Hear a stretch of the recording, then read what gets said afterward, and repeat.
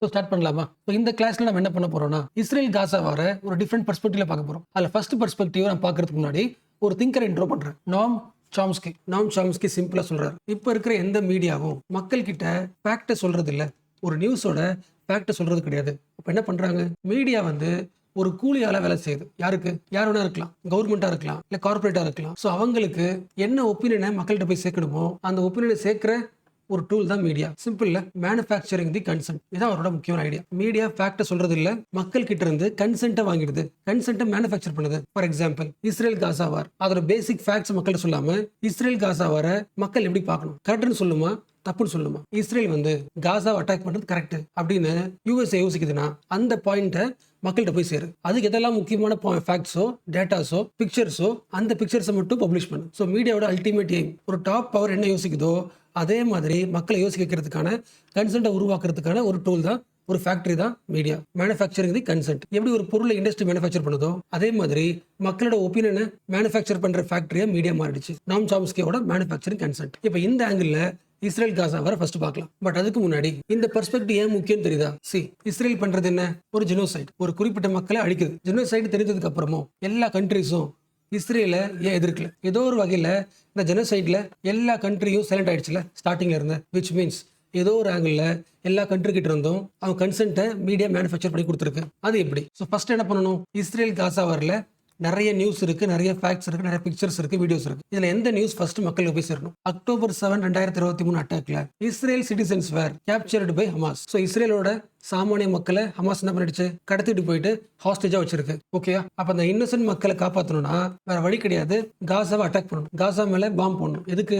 அப்பதான் அந்த Israel பீப்பிளோட Innocent மக்களை காப்பாற்றி கொண்டு வர முடியும். செகண்ட் பாயிண்ட், ஹமாஸ் இருக்கிற வரைக்கும் அந்த பகுதியில் அமைதியை உருவாக்க முடியாது. என்ன பண்ணி ஆகணும்? ஹமாஸ் அட்டாக் பண்ணணும். அட்டாக் பண்ணி அவனோட மிலிட்டரி ஃபோர்ஸை வீக்கன் பண்ணணும். அப்போ அதுக்காக இஸ்ரேல் ஷுட் அட்டாக் தட் காசா. நாங்கள் என்ன பண்ணல?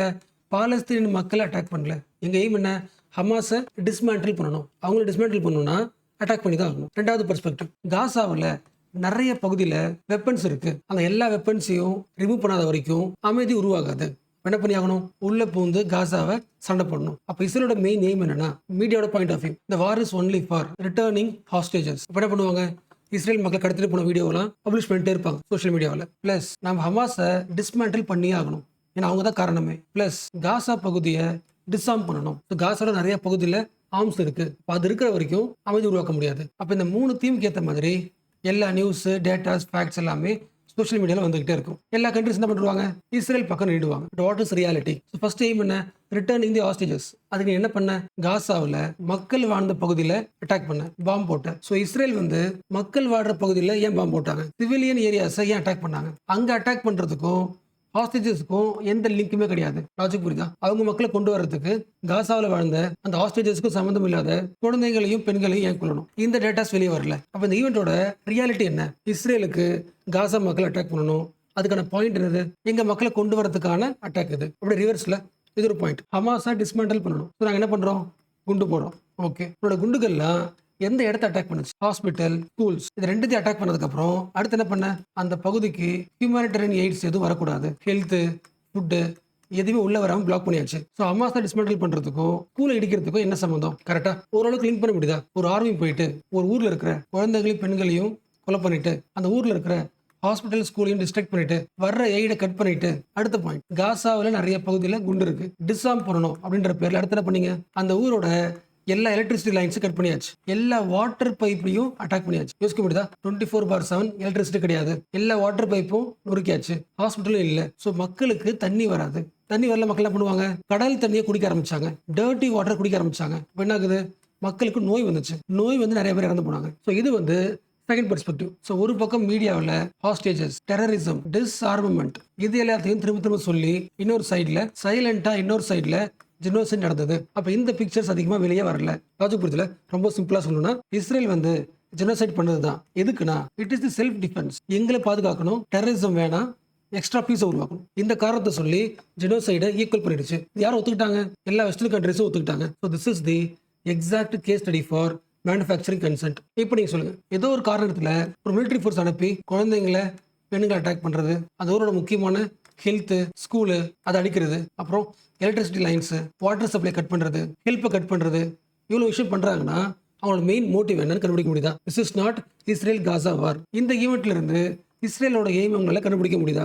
What is Israel's aim? ஒரு ஊருக்குள்ள போயிட்டு ஒரு ஸ்கூலை இடிக்கிறதுக்கு வார் டைம்லயும் பர்மிஷன் கிடையாது, வாட்டர் சப்ளை கட் பண்றது வார் டைம்ல பர்மிஷன் கிடையாது. பட் இது எல்லாத்தையும் பண்றாங்கன்னா அவனோட மெயின் பர்பஸ் என்ன? இதை பாக்குறதுக்கு முன்னாடி உங்ககிட்ட ஒரு கொஸ்டின். அந்த யூனோட எய்ட்லாம் உள்ள வராம பிளாக் பண்ணாங்களே, என்ன ரீசன் சொல்லியிருப்பாங்க? லிங்க் பண்ண முடியுதா? லாஜிக் புரியுதா? காசா மக்கள் கஷ்டப்படுறாங்கன்னு தெரியும், அவங்களுக்கு ஃபுட்டு போறது நல்லதுன்னு தெரியும். பட் இஸ்ரேல் பிளாக் பண்ணதுக்கு அப்புறம் கூட யாருமே எதுவுமே கேட்கலனா என்ன மாதிரி கன்சென்ட் மேனுஃபேக்சர் பண்ணாங்க? அந்த ஈடு கொண்டு போறாங்கல்ல, UN workers they are criminals. ரொம்ப சிம்பிளா ஒரு ஒப்பீனியனை கிரியேட் பண்ணாங்க. United Nation relief and work agency for Palestine இப்படி புரிச்சுல. அந்த வாரில் கஷ்டப்பட்டு அங்க இருக்கிற மக்கள் வெளியே போவாங்கல்ல, அந்த மக்களுக்கு ஹெல்ப் பண்றதுக்கு யூனோட அமைப்பு United Nation relief and work agency for Palestine refugees என்ன சொல்றாங்க? This UN body is linked with Hamas. ஆக்சுவலா இந்த பாடியில இருக்கிற நிறைய மெம்பர்ஸ் இஸ்ரேல் அட்டாக் பண்ணாங்கல்ல ஹமாஸ், அப்ப இவங்களும் என்ன பண்ணிருக்காங்க? பார்ட்டிசிபேட் பண்ணிருக்காங்க. அப்ப யூனோட எய்டை நீங்க காசாக்குள்ள அனுப்புனீங்கன்னா இவங்க போய் என்ன பண்ணுவாங்க? எய்டுன்ற பேர்ல ஹமாஸ்க்கு ஹெல்ப்ஃபுல்லா இருப்பாங்க. They are terrorist. ஸோ இந்த ஒப்பீனியனை மீடியாவில் ஸ்ப்ரெட் பண்ணாங்க. What is the result? US, UK, Germany, Canada என்ன பண்ணிட்டாங்க? இந்த பாலஸ்தீன் ரெஃப்யூஜிஸ்க்கு போக வேண்டிய எய்டு ஆகுது, கட் ஆகுது. They cut their funds. யோசிக்க முடியுதா? இருக்கிறதுலே ஒரு பெரிய இன்டர்நேஷனல் இன்ஸ்டிடியூஷன் எது? யூஎன். அந்த யூஎனோட ஹியூமனிடேரியன் ஒர்க் என்ன பண்ணியாச்சு? டீலெஜிட்டிமைஸ் பண்ணியாச்சு. அதுக்குள்ளே பிரச்சனைக்கு சொல்லி ஃபண்டிங்கை ஸ்டாப் பண்ணி எய்டு போட ஸ்டாப் பண்ணியாச்சு. This is another example of manufacturing consent. நமக்கு தேவையான கன்சென்ட்டை மக்கள் ஸ்ப்ரெட் பண்ணி நம்மள மாதிரி யோசிக்க வைக்கிறது. இப்போ கன்க்ளூட் பண்ணலாம். What is the real aim of Israel? Israel army civilian attack பண்றதுக்கான மெயின் ரீசன் என்ன? So what is the main aim of Israel? அதை புரிஞ்சுக்கணும்னா கொஞ்சம் ஃபிளாஷ்பேக் போகணும். ஸோ ஃபிளாஷ்பேக் எப்போ ஆரம்பிக்குது? 1948 இஸ்ரேலோட first prime minister David Ben Gurion. இவரோட மெயின் எய்ம் என்னன்னா, பாலஸ்தீன் பகுதியில் இஸ்ரேல் ஒரு நாட்டை உருவாக்குறோம்ல, அது விஷயம் கிடையாது. நாட்டை உருவாக்கியாச்சு. அதுக்கப்புறம் இந்த பாலஸ்தீன் பகுதியில எந்த மக்கள் மெஜாரிட்டி இருக்கணும்? ஜூவிஷ் மெஜாரிட்டி ஸ்டேட்டை உருவாக்கணும். லாஜிக் புரியுதா? அது ரொம்ப கஷ்டம் இல்ல. அங்க ஆல்ரெடி இருக்கிறது யாரு? பாலஸ்தீனியன்ஸ் தானே, அரப் பீப்பிள் தானே, அரப் முஸ்லிம்ஸ் தானே. அப்போ ஒரு ஸ்டேட்டை உருவாக்கிட்டு அங்க மைனாரிட்டி இருக்கக்கூடாது, நிறைய மக்கள் யார் இருக்கணும்? ஜூவிஷ் பீப்பிள் இருக்கணும். அப்போ அதுக்கு ஒரே வழி அங்க இருக்க பாலஸ்தீனியன்ஸை வெளியே அனுப்பணும். All Palestinians must be pushed out beyond the Jordan river. இது ஃபர்ஸ்ட் பிளான் போட்டது இஸ்ரேலோட ஃபர்ஸ்ட் பிரைம் மினிஸ்டர். ஸோ அந்த டைம்லேயே 9.5 lakh Palestinians were pushed out. எப்படி கிடையாது? ரேண்டமா கிடையாது, ஸ்ட்ராட்டஜிக்கலி. ஸோ அந்த ஸ்ட்ராட்டஜியோட கம்ப்ளீஷன் தான் இந்த வார். லாஜிக் புரியுதா? 1948 ஒரு பிளான் பண்ணிருக்காங்க. முடிஞ்ச அளவுக்கு ஒரு 10 லட்சம் மக்களை வெளியே அனுப்பியாச்சு. பட் ப்ராசஸ் முடியல, இன்கம்ப்ளீஷன். ஸோ இந்த ஸ்ட்ராட்டஜி வந்து ரொம்ப பர்ஸ்பெக்டிவ் கிடையாது, சப்ஜெக்டிவ் கிடையாது. நிறைய ப்ரூஃப் இருக்கு. 1956 நடந்த சினாய் கேம்பெயின், இஸ்ரேலோட இன்டர்னல் டாக்குமெண்ட்ஸ் இதெல்லாம் சொல்றது இதுதான். முடிஞ்ச அளவுக்கு நம்ம ஒரு ஸ்டேட்டை உருவாக்குறதுக்கு அப்புறம் அங்க இருக்க எல்லா மக்களையும் ரெஃப்யூஜிஸை எகிப்து பக்கம் அனுப்பிடணும். அந்த அனுப்புறோம்ல, அது எப்படி கூடாதுன்னா வார் இருக்கக்கூடாது, வாலண்டரி டிரான்ஸ்ஃபரா இருக்கணும். ஃபார் எக்ஸாம்பிள், சாப்பாடு வழி இல்லை, அப்ப என்ன பண்ணிடலாம்? அந்த இடத்தோடு வெளியே போயிடலாம். கரெக்டா? சரி, ஆக்சுவலா இது பெரிய ஐடியா கிடையாது. நம்ம ஹிஸ்டரியை படிச்சிருப்போம். செட்டிலர் காலோனியலிசம் தியரி. ரொம்ப சிம்பிளா சொல்லணும்னா, இது ஒரு ஊர், நாம் வாழ்ந்துட்டு இருப்போம். அந்த ஊருக்கு ஒரு ஃபாரினர் என்ன வருவாங்க, வந்து செட்டில் ஆவாங்க. செட்டில் ஆனதுக்கு அப்புறம் அந்த ஊரை அவங்க ஊரை மாத்திக்கிட்டு அங்க ஒரிஜினலா வாழ்ந்தாங்களே அவங்க எல்லாரையும் ஆட்டோமேட்டிக்கா வெளியே அனுப்பிடுவாங்க. செட்டிலர் காலோனியலிசம் தியரி. அண்ட் இதுக்கு ஒரு பெரிய எக்ஸாம்பிள் ரீசெண்டா நடந்த ஹாரிட்ஸ் ரிப்போர்ட். அந்த ரிப்போர்ட்டோட ஹெட்லைன் என்ன சொன்னிச்சு? காசா மக்களுக்கு சரியாக 48 hours கொடுக்கப்படுகிறது, அதுக்குள்ள அந்த இடத்தோடு வெளியே போயிடணும். ஸோ சேம் தீம் இப்போ 1948 சொல்லப்பட்ட சேம் தீம் தான் இப்போ நடக்குது. ஓகேவா? ஸோ நீங்க ஒரு யூபிஎஸ்சி ஆஸ்பிரண்டா, கிரிட்டிக்கல் திங்கரா தெரிஞ்சுக்க வேண்டிய ஒரே ஒரு பாயிண்ட், ஒரு ஊர்ல இருந்து மக்கள் வெளியே அனுப்புறதுக்கு பெரிய விஷயம் தேவையில்லை, பியூரோக்ராட்டிக் ஸ்ட்ராட்டஜி தேவை. ஒரு ஸ்ட்ராட்டஜி போட்டு ஆட்டோமேட்டிக்கா மக்களை வெளியே அனுப்ப முடியும். ரொம்ப சைலண்டாவே ஒரு ஜெனோசைடை பண்ணிட முடியும். என்ன பேர்ல? நேஷனல் இன்ட்ரெஸ்ட்ன்ற பேர்ல, நம்ம மக்களை காப்பாத்துன்ற பேர்ல ஒரு பெரிய ஜெனோசைடை அசால்ட்டா மக்கள் கிட்ட ஒரு மேனுஃபேக்சர் கன்செப்டை உருவாக்கி நமக்கான ஸ்ட்ராட்டஜியை இம்ப்ளிமெண்ட் செய்ய முடியும். லாஜிக் புரியுதுல? நம்ம என்ன பண்றோம்? இஸ்ரேல் காசாவாரோட பெர்ஸ்பெக்டிவ்ஸ் பார்க்குறோம். ஹமாஸ் அட்டாக் பண்ணாங்க, அதனால இஸ்ரேல் அட்டாக் பண்ணுது. இது ரொம்ப சிம்பிள் ஒன்லைன் வார். அப்படி கிடையாது. இஸ்ரேல் ஸ்டேட்டுக்கு ஒரு ஹிடன் அஜெண்டா இருக்கு. வாரை பேஸ் பண்ணி முடிஞ்ச அளவுக்கு எத்தனிக் கிளீன்சிங் பண்ணணும், ஜெனோசைட் பண்ணணும். அந்த இடத்துல இந்த பெரிய லேண்ட்ல பாலஸ்தீனியன்ஸ் மைனாரிட்டியா மாறிடணும், ஜூவிஷ் பீப்பிள் மெஜாரிட்டியா மாறணும். அதுக்கான 1948 பிளான் தான் நடந்துட்டு இருக்கு. இது ஒரு ஆங்கிள். அண்ட் இப்போ பார்க்க போறது இன்னொரு பெர்ஸ்பெக்டிவ். இந்த பெர்ஸ்பெக்டிவ் நம்ம எல்லாருக்கும் தெரிஞ்சதுதான். ஒரே ரீசன், நெத்தன்யாகு. இஸ்ரேல் காசா வார் நடக்கிறதுக்கு முன்னாடியே இஸ்ரேலோட பிரைம் மினிஸ்டர் நெத்தன்யாகு, அவர் மேல கரப்ஷன் சார்ஜ் இருக்கு. ஸோ இவர் பவர்ல இருக்கிற வரைக்கும் இவர் என்ன பண்ண முடியாது? அரெஸ்ட் பண்ண முடியாது. இப்போ பவர்ல இருக்கிறதுக்கு என்ன பண்ணலாம்? What is the alternative? Emergency. So ஆக்சுவலா பார்த்தோன்னா இஸ்ரேல்ல என்ன நடக்கணும்? எலெக்ஷன் நடக்கணும். பட் இந்த காலகட்டத்தில் வார் நடந்துட்டு இருக்கிறதுனால எலெக்ஷன் பண்ண முடியாது. This is the war time. அந்த ஒரு ரீசனுக்கு என்ன பண்றாங்க? வார் எக்ஸ்டெண்ட் பண்ணலாம். இது ஒரு பாயிண்ட் ஆஃப். அண்ட் இதே விஷயத்துல இன்னொரு angle, first time Hamas attack பண்ணாங்களா இஸ்ரேல. ஸோ மக்கள் என்ன சொன்னாங்கன்னா, நெத்தன்யாகு அட்மினிஸ்ட்ரேஷன் வந்து வீக்கா இருக்கு. வீக்கா இருந்ததால தான் ஹமாஸ் என்ன பண்ணிட்டாங்க? அட்டாக் பண்ணிட்டாங்க. அப்ப இவர் ஆட்சியில இருந்து தூக்கிடணும். ஸோ மக்களுக்கு கவர்மெண்ட் மேல ட்ரஸ்ட் இல்ல. அப்ப ட்ரஸ்ட் எப்படி கொண்டு வரது? காசா பகுதியை எவ்வளவு அட்டாக் பண்ணி அந்த இடத்த பிடிக்கிறோமோ அந்த அளவுக்கு எல்லா மக்களும் நேஷனலிஸ்ட் பாயிண்ட் ஆஃப் வியூல நம்ம நாடு பெருசாகணும், நாம ஜெயிக்கணும் அப்படின்ற அந்த ஃபீலிங்ல நெத்தன்யாகு சப்போர்ட் பண்ண ஆரம்பிச்சாச்சு. அந்த சப்போர்ட் கிடைக்க வார் என்ன பண்றாரு? எக்ஸ்டெண்ட் பண்றாரு. வார் வழியா தன்னோட பொசிஷனை ஸ்ட்ராங் பண்றதுக்கு ஒரு யூஸ்ஃபுல்லா இருக்கு. அண்ட் இன்னொரு ஆங்கிள் சொல்ல முடியும், நெத்தனியாகோட கவர்மெண்ட் இருக்குல்ல இஸ்ரேல்ல, அது வந்து தன்னிச்சையான கவர்மெண்ட் கிடையாது. நம்ம ஊர்ல நடக்குது இல்ல, இப்ப கிடையாது, ஃபர்ஸ்ட் நடந்துச்சுல, கொலிஷன் கவர்மெண்ட், கூட்டணி ஆட்சி. அப்ப இவரு கூட வந்து சப்போர்ட்டிவ் கட்சி எல்லாமே ரைட் விங் பார்ட்டி. இவங்க எல்லாருக்குமே வார் தேவை, காசா பகுதியை பிடிக்கும். அப்ப எல்லாரும் சப்போர்ட் பண்ணும்போது பிரைம் மினிஸ்டருக்கு வேற வழி கிடையாது.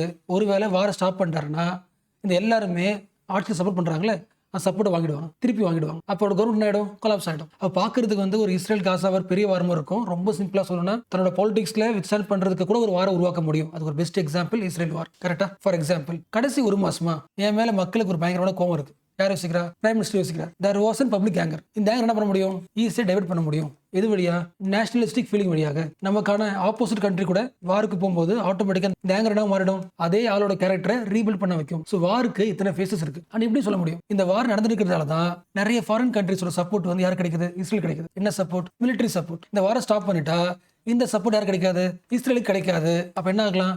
மேபி இன்டர்னல் செக்யூரிட்டி கொஞ்சம் வீக் ஆகலாம். லாஜிக் புரியுதா? அந்த மிலிட்டரி எய்டும் டிப்ளமேட்டிக் ரிலேஷனும் கட் ஆகலாம். அதுக்காகவும் வாரம் ஆகலாம், ரன் ஆகிட்டு இருக்கலாம். ஓகேவா? ஸோ முடிஞ்ச அளவுக்கு ஒரு வார பொலிட்டிக்கல் பெர்ஸ்பெக்டிவாக பார்த்தாச்சு, இண்டிவிஜுவல் பெர்ஸ்பெக்டிவாக பார்த்தாச்சு, இன்டர்நேஷனல் ரிலேஷன் வழியாகவும் பார்த்தாச்சு, அண்ட் ஆல்சோ அந்த கண்ட்ரியோட ஒரு லாங் டேர்ம் எய்மாகவும் பார்த்தாச்சு. ஓகேல? அண்ட் ஆல்சோ சில லிஸ்ட் கொடுத்தாங்கல்ல, இஸ்ரேலோட லாங் டேர்ம் எய்ம் என்ன? அவங்க ஏரியாவில் மைனாரிட்டியாக இருக்காங்க, முடிஞ்ச அளவுக்கு மக்கள் என்ன பண்ணணும்? வெளியே அனுப்பணும், வாலண்டியர் அனுப்பணும். நோய் வந்துருச்சு, சாப்பாடுக்கு வழி இல்லை, கல்விக்கு வழி இல்லை, வெளியே போயிடலாம். பட் எவ்வளவுதான் அனுப்பியும் இப்போ வரைக்குமே நிறைய பேர் போயிட்டாங்க. லட்சக்கணக்கில் மக்கள் போனதுக்கு அப்புறமும் இப்போ எப்படி இருக்காங்கன்னா ஈக்குவலா இருக்காங்க. ஜீவிஷ் 10 லட்சம் மக்கள்னா பாலஸ்தீனியன்ஸ் 10 லட்சம் மக்கள் இன்னும் ஈக்குவலா இருக்காங்க. இவ்வளவு அனுப்பியுமே பாதிக்கு பாதி ஈக்குவலா இருக்காங்க. ஓகேவா? சில பேரால அதை நம்ப முடியாது. அதுக்கு தான் லிஸ்ட் கொடுத்தேன். ஒரு ரிப்போர்ட் சொல்லியிருந்தால, ஹாரட்ஸோட ரிப்போர்ட் 2024 ரிப்போர்ட். அந்த ரிப்போர்ட்ல கொடுக்கப்பட்ட ஒரு முக்கியமான பாயிண்ட். சரி, நீங்களே சர்ச் பண்ணலாம். பட் அகைன் கிளாஸ் ஓவர் அதெல்லாம் சொல்றேன். 1960s இருந்து இஸ்ரேல்ல யார் பிரைம் மினிஸ்டர் வந்தாலும் எல்லா லீடர்ஸோட மெயின் எய்ம் என்னவா இருந்திருக்குன்னா, population reduction policy of Gaza பகுதியில் முடிஞ்ச அளவுக்கு பாப்புலேஷனை குறைக்கணும், வெளியே அனுப்பணும். ரொம்ப சிம்பிளா சொல்லணும்னா push them out idea. Almost முடிச்சாச்சு. மேபி ஃப்ரீயா இருக்கும்போது இந்த ரிப்போர்ட் படிச்சு பாருங்க, இந்த ஹாரட்ஸ் ரிப்போர்ட்டை படிச்சு பாருங்க. One of the example of investigative journalism. ஓகேல? ஸோ இது எல்லாம் இன்னைக்கு ஏன் பார்க்குறோம்? ரொம்ப சிம்பிள். இன்னைக்கு சென்டர் பேஜ் ஆர்டிகல் டீகோட் பண்ணது அதுதான். The war on Gaza exposing Israel's hidden ambition. So எல்லா ஆம்பிஷனும் பார்த்தாச்சு. பர்சனல் லெவலில், பொலிட்டிக்கல் லெவலில், ஹிஸ்டாரிக்கல் லெவலில், இன்டர்நேஷனல் ரிலேஷன் லெவலில் எல்லாத்தையும் பார்த்தாச்சு.